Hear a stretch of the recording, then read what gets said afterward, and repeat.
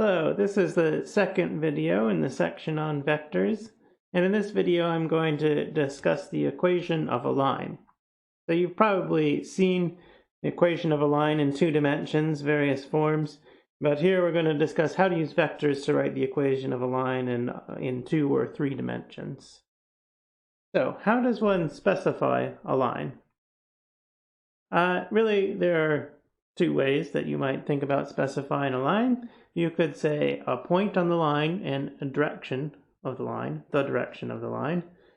or you could say give 2 points on the line. We're going to discuss how you can find the equation for a line in either of these cases, when you have a point on the line and a direction, or when you have 2 points on the line, and they're really related, as we'll see. And so let's consider the first case when we know a point on the line and also the direction of the line.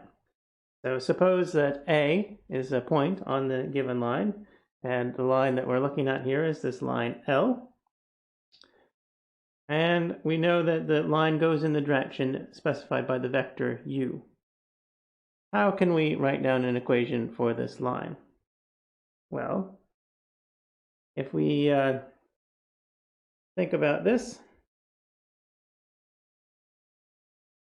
we use what we've discussed about adding together vectors to see that the position vector of a point P on the line is going to be given by the position vector of A, that's the vector from the origin to A, the point on the line, plus the vector from A to P, which is parallel to u, and so is some scalar multiple of u, t times u. And so that means that we'll have the position vector of A plus the vector from A to P, which is a scalar multiple of u. And so the position vector of P, which is shown here as r, perhaps slightly confusing notation, but r is this position vector of P. R is going to be equal to the position vector of A plus some scalar multiple of the vector u, which is giving the direction of the line. And so the vector equation of a line is, as shown here, r, the position vector of a point on the line, is equal to A, the position vector of one point on the line, plus any scalar multiple of the direction vector of the line, u. And this is, by the way, a parametric equation for the line. That is, it parameterizes the line. T is the parameter, so as t goes from negative infinity to infinity, we go past all the points on the line.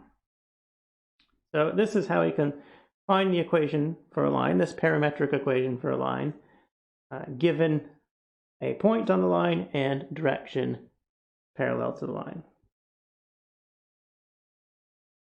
All right, now what about the second case? If we have, instead of the point on the line, we have 2 points on the line. Well, in this case, we can find the direction of the line by taking the vector from A to B. And so if we're given 2 points, A and B, on the line, the A vector that's parallel to the line is going to be the vector from A to B. And so we can really use the same formula as before in order to give this parametric equation for the line. Position vectors of points on the line is a position vector of A plus a scalar multiple of the vector from A to B, t times A to B. The thing you have to calculate then is the vector from A to B, and I'm going to do this example here. Okay, so let's move over to the visualizer. We'll look at this example. Well, I'm not going to try to draw these 2 points in a coordinate axes. I'm just going to specify, draw 2 points, and so give a diagram. Say these are the points A and B. We first want to find the vector from A to B. This is vector from A to B. And remember from the previous video, you can find the vector from A to B by taking the position vector of B and subtracting the position vector of A. And in this case, the position vector of B, this is the vector from the origin to the point B, is just going to be given by the coordinates of B, which are specified in the example 1, 1, 2. minus the position vector of A, given by the coordinates of A, 1, 2, -1. And we just have to subtract these two vectors. So the first entry is going to be 1 minus 1, 0. 1 minus 2 is -1. And then 2 minus -1 is 3. So the vector from A to B has these coordinates 0, -1, 3. Okay, and now we want to write an equation for the line. Let's go to the previous slide, remember what the equation was. And so here it is. The parametric equation for the line is a position vector of points on the line equals the position vector of A plus a scalar multiple of the vector from A to B. Right, and so the position vector of A, as before, is 1, 2, -1 plus t times the vector from A to B, which we've just calculated, 0, -1, 3. And we can add these two vectors together. So we just add the components. The first component we have 1 plus 0. Second component we have 2 minus t. And the third component we have -1 plus 3t. Okay, so this is a parametric equation for the line. Position vector of a point on the line is given by 1, 2 minus t, -1 plus 3t. And so as t goes from -infinity to infinity, this gives all the points on the line. It gives a parametrization of this line. In this example, we were also asked to determine whether a particular point is on the line, whether this point P is on the line. And so the point will be on the line if there's a value of t, which gives P, the coordinates for P, which is 1, 3, 1. And so let's check. All right. Check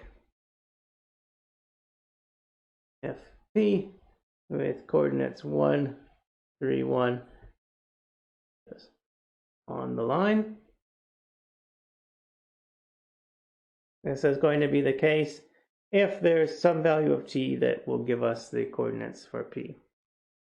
So P is on the line if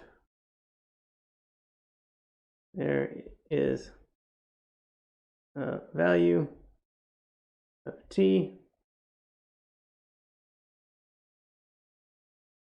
such that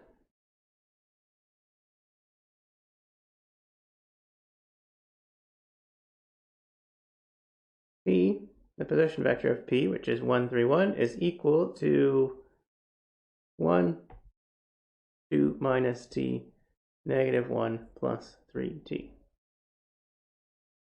Okay, and so let's check to see if there is a solution of these three equations. This is three different equations and only one unknown t. So it's possible there could be a solution or there could be no solution.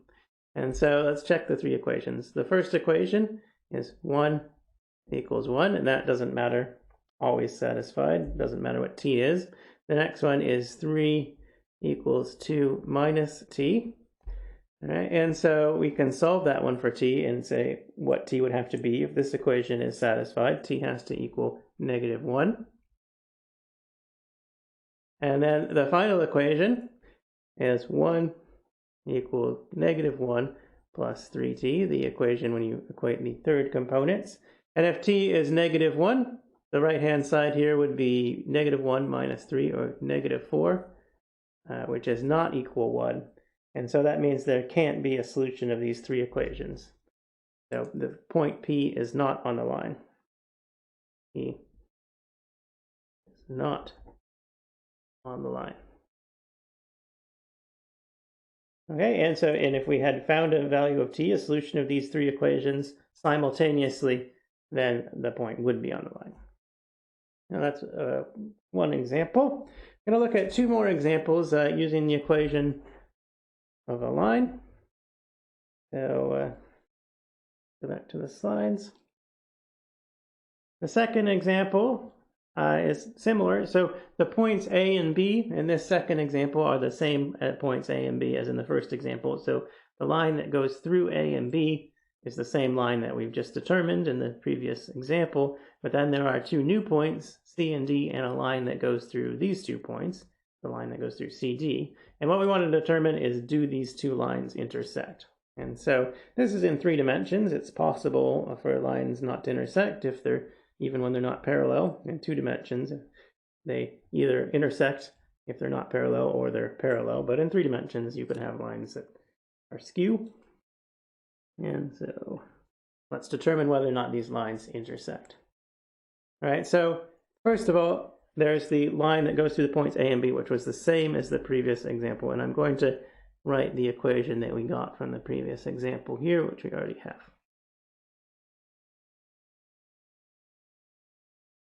All right, this was the parametric equation for the line from the previous example, the line that goes through the points A and B.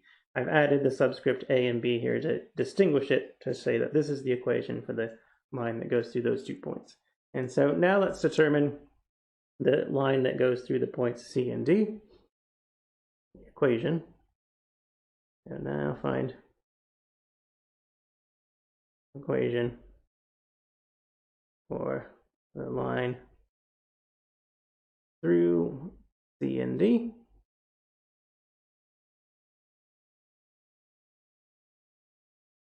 All right, and so, well, it was shown in the example, but let me just repeat here. The position vector of C is 0, 1, 2. The position vector of D is -1, 3, -4.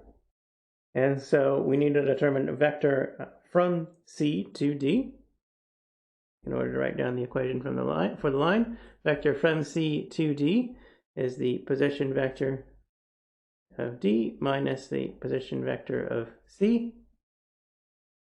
And so that is -1, 3, -4 minus 0, 1, 2. And so that equals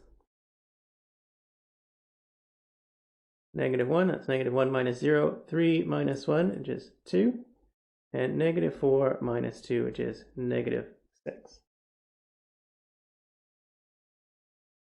Okay, and so now we can write down the equation for this line. The equation for the line that goes through C and D. So position vector for a point on the line. Remember, the general formula would be the position vector of C plus a multiple of the vector from C to D. The position vector of C is 0, 1, 2 plus T times the vector from C to D, -1 to -6. And so let's combine these together. Get that this is 0 minus T, so minus T, 1 plus 2T, and then 2 minus 6T. All right, and so this is the equation for the line that goes through C and D. So now we have the 2 equations for the 2 lines. We want to determine if they intersect.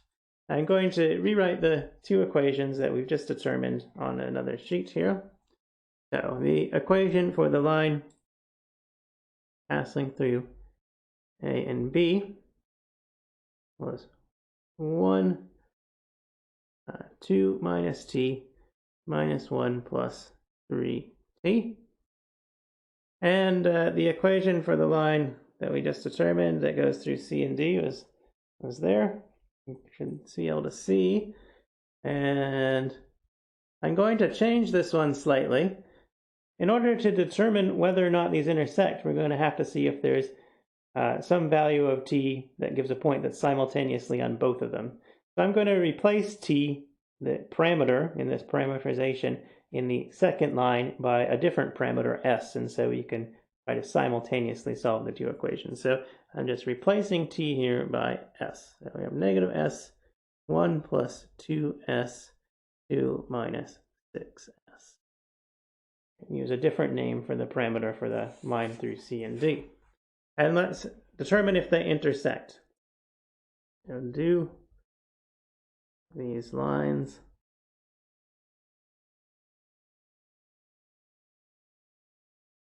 intersect?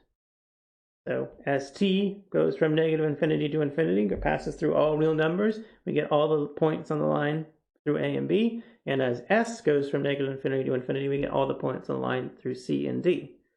And they will intersect if there's one value of t and s that is on both of the lines. That gives a point that's on both of the lines. And so that means we need to set these two equal to each other and see if we can solve for both t and s. So 1, 2 minus t, negative 1 plus 3t. That is a point on the line through A and B. That would have to equal a point on the line through C and D. Negative s, 1 plus 2s, 2 minus 6s. Okay, so this is now 3 equations, and there are 2 unknowns, s and t. And we want to see if we can find a solution, simultaneous solution of these 3 equations. So let's write the equations down separately. The first one is 1 equals negative s, which gives us s. So that, of course, says s equals negative 1. Okay, and then we can use that in the 2 other equations and see if there's a simultaneous solution.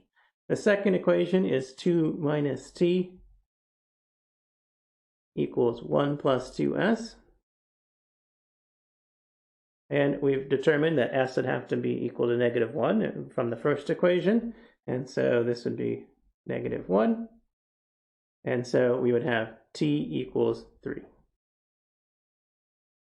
And so we can see if there is a point on both of the lines, it would have to correspond with s equal negative 1 in this line and t equal 3 in this line. And so in order to check if they actually intersect, we can plug these values of s and t into the last equation and check to see if they give the same result. And so the last equation is negative 1 plus 3t equals 2 minus 6s.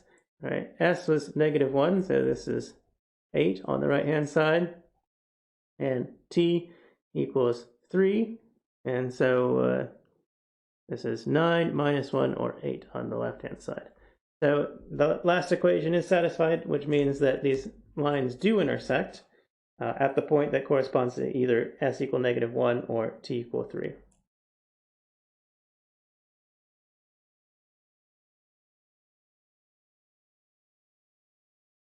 The lines do intersect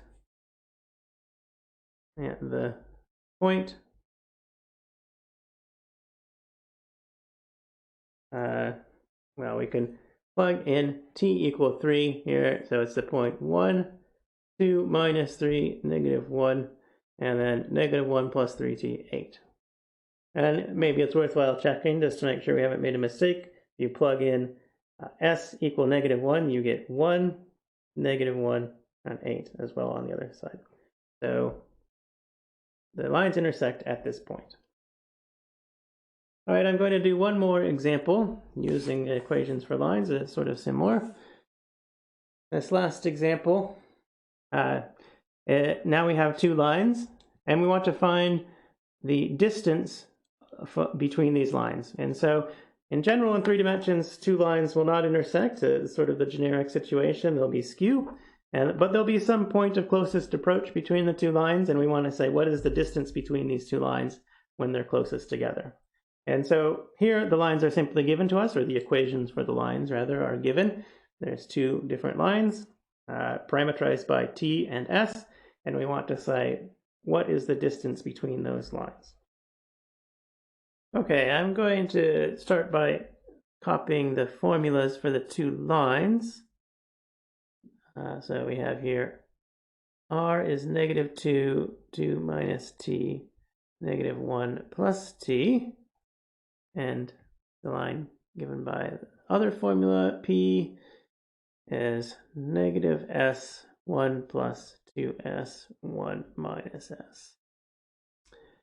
Now we want to find the value of t and s where these lines are closest together, or where the points on the lines are closest together. If the lines are parallel, there might not be a single point where they're closest together. They'd always be the same distance. But in fact, in this case, the lines aren't parallel. You can see that because the vectors parallel to the lines in these equations are not multiples of each other. And so there will be a point where these lines are closest together, or a pair of points, one point on the first line and one point on the second line where they're closest together. And we want to find the values of t and s that correspond to those points. Okay, so in order to do this, we first want to write down the equation or the distance between any 2 points on these lines. So the distance between the point that's given by t on the first line and the point that's given by s on the second line. So I'm going to call this d for distance of t and s. Depends on t, the point on the first line, and s corresponding to the point on the second line. And so what is this? Well, we can use vectors in order to calculate this distance. If we take the vector r minus p, then this is going to be the vector that goes from the point with position vector p to the point with position vector r. And we want to know the length of that vector. That's the distance from the point given by t in the first line to the point given by s in the second line. So we take the modulus of this to give the length of this vector from p to r. Okay, and so remember that the modulus of a vector is the square root of the sum of squares of the components. So we can write down the formula for this. All right, and so we have the square root. The first component of the difference between these vectors is going to be negative 2 minus negative s, that's plus s. And we have to take the squares when we're taking the modulus, so squared. The second component is 2 minus t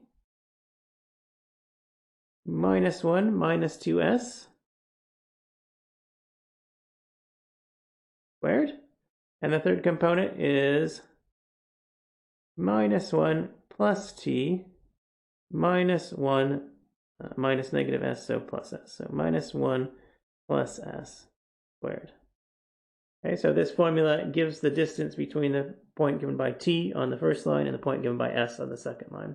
And we want to find the values of t and s that make this distance minimum.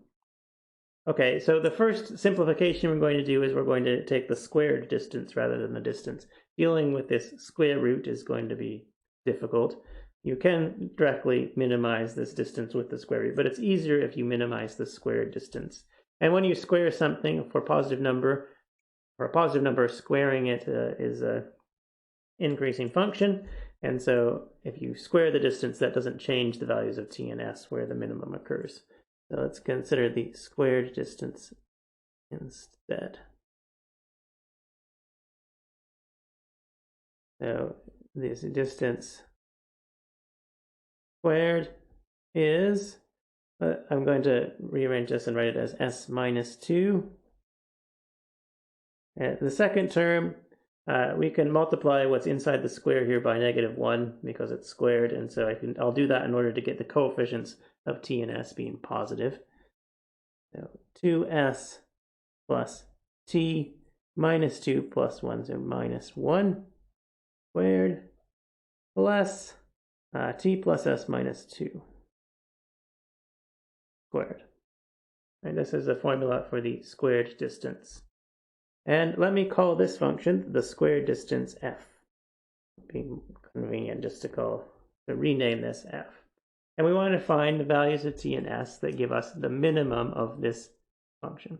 Now, you already know in order to find the minimum of a function of a single value, you can look for points where the derivative is equal to 0. So at a point where it's minimum, the derivative will have to be equal to 0.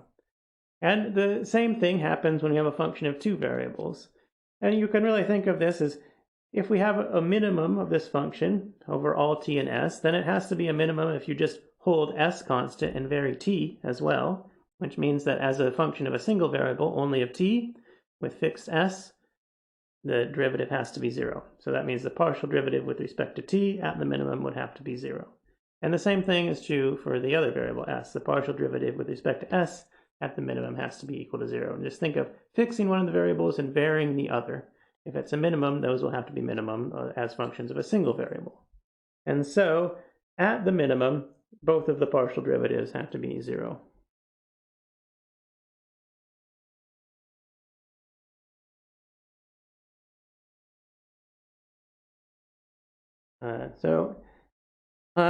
In general, you probably know already for functions of a single variable, it's possible that derivative equals 0 could be a maximum. So the points where the derivative is equal to 0 can be maximum, or they can be points of inflection. And so in general, you set the derivative equal to 0, you get a list of the points called stationary points, and you have to determine which one would be the minimum through some other method, possibly using the second derivative. But as we'll see in this case, there's only going to be one point where both the partial derivatives are equal to 0, and that will have to be the minimum because there's only that one possible point. So at the minimum, both partial derivatives are equal to 0. And so let's take the partial derivatives of this function f, the distance squared, and we'll set them equal to 0. That will give us two equations for s and t, which we'll solve for s and t. And there is a unique solution, which then must be the minimum. So derivative of f with respect to t. Take the derivative of this term. Okay, well, there's the first term. That doesn't depend on t. So you take the partial derivative of that with respect to t, you get 0. Partial derivative of this second term, you have 2 times 2s plus t minus 1. Partial derivative of the third term with respect to t is 2 times t plus s minus 2. And that partial derivative would have to be equal to 0. And then we also take the partial derivative of f with respect to s. So the first term now depends on s. So when we take the partial derivative, we get 2 times s minus 2. Take the derivative of the second term. Because of this coefficient in front of s, we get 4 times 2s plus t minus 1. That comes from the chain rule when you're taking the derivative. Plus 2 times t plus s minus 2 has to equal 0 as well. All right, so this is now two equations. They're actually both linear equations in t and s, and we'll solve them simultaneously for t and s. All right, so let's divide both the equations by 2. They've all got factors of 2. So here's 2, 2, 2, and this 4 becomes a 2, and this 2 cancels out as well. And then let's collect all the terms together, like terms together. So we have 2s here, and we have just s. So that gives us 3s. And then we have t plus 2t. Then we have minus 1, minus 2, so minus 3 equals 0, the first equation. And then the second equation, we have s plus 4s plus s is 6s. And then we have 2t plus t, so 3t. And then minus 2 minus 2 minus 2 is minus 6. Okay, so this is now two equations, two unknowns. They're both linear equations. You should know how to solve this. There's a lot of different ways, but I think in this case the easiest way is to multiply this top equation by negative 2 and then add them together. You would have negative 6s plus 6s, which is 0. You would have negative 4t plus 3t, which is negative t. You would have 6 minus 6, which is 0. And so you just get negative t equals 0, or t equals 0.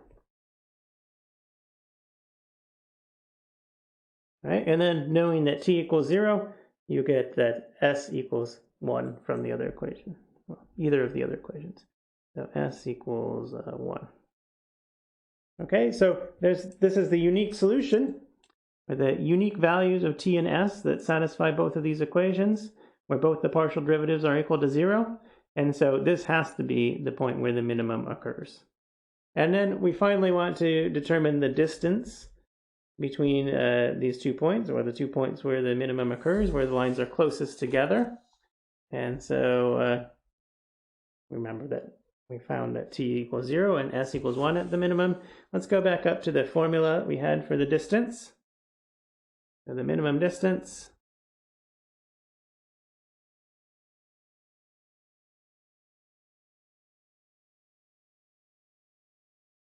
is this distance when it was t equals 0, s equal 1. And so let's put that in and determine what the distance is. So s was 1, you have negative 1 squared here. We have 2 minus 2 minus, 2 minus 2 minus 1 is negative 1, so negative 1 squared there. And then finally, negative 1 minus 1 plus 1 is another negative 1 squared. And so the minimum distance is the square root of 3. So the distance between these lines is the square root of 3. Okay, so that was the last example that I wanted to do. This is the end of this video. And the next video, we're going to discuss a way of multiplying vectors together. So we already know what scalar multiplication is. You can rescale the length of the vector by multiplying it by a scalar, but there's also 2 different methods of multiplying vectors together. One is called the scalar product, and the other we'll cover later called the vector product.